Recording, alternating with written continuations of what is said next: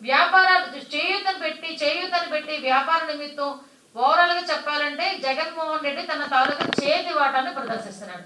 ఇదన్నీ ఒక ఎత్తు అయితే, అయ్యా జగన్మోహన్ రెడ్డి అసలు మహిళా దినోత్సవం, మహిళ అన్న పదాలు నీ నోటి నుంచి వస్తుంటే పెద్ద బూతుల్లా వినిపిస్తున్నాయి.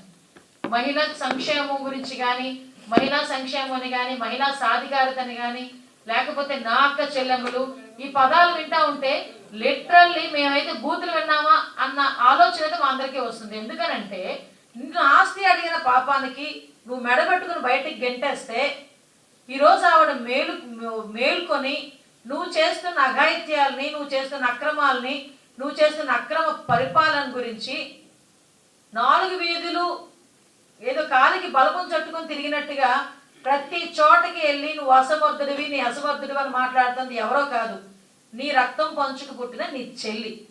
నీ చెల్లికే న్యాయం జరగలేదని ఈరోజు రోడ్డు మీదకి వచ్చి నీ చెల్లికే నువ్వు చేస్తున్న పరిపాలన నచ్చక బయటకు వచ్చి మాట్లాడుతూ ఉంటే ఇంతమంది అక్క చెల్లెమ్మడికి ఎలా నచ్చేస్తావు అనుకున్నావు?